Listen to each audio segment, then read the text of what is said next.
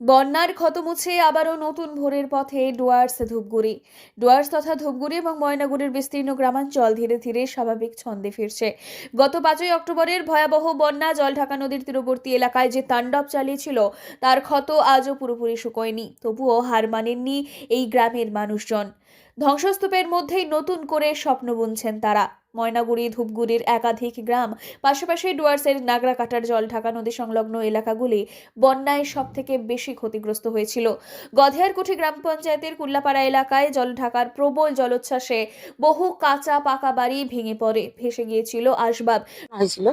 তারপর তারপর ওই যে রেলে নিয়েছিলাম তিরপালের তলে। ঘরটা সব ভেঙে গেছিল। হ্যাঁ টাকা পাইছেন ঘরের? হ্যাঁ, আমরা টাকা পাইছি। কে টাকা দিল এটা? এটা সরকার থেকে দিছে। রাজ্য সরকার। হ্যাঁ, কত টাকা পেয়েছেন? 60,000 করে পাইছি। ঘর কি হচ্ছে, ঘরের ব্যাপার বা ঘর কাজ শুরু করছেন? হ্যাঁ, কাজ শুরু করছি।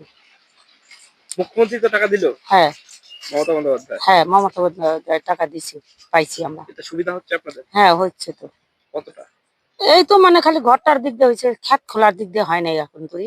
নষ্ট হয়ে গিয়েছিল চাষের জমি, বিপর্যস্ত হয়ে পড়েছিল স্বাভাবিক দৈনন্দিন জীবন। কোনো গ্রামে ঢুকলেই শোনা যাচ্ছে হাতুড়ি বাটালের শব্দ।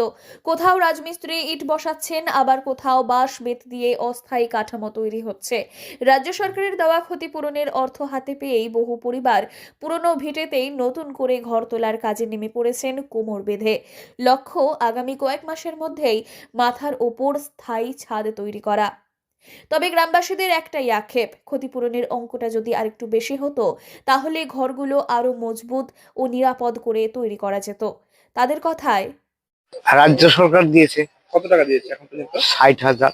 এতে একটু সাহায্য হয়েছে? হ্যাঁ, একটু সাহায্য মানে ঘর কাজ একটু শুরু করে দিয়েছি। গোটা গ্রাম, গোটা গ্রামেই যাদের যারা ক্ষতিগ্রস্ত হয়েছে প্রায় পাইছে 60,000 করে।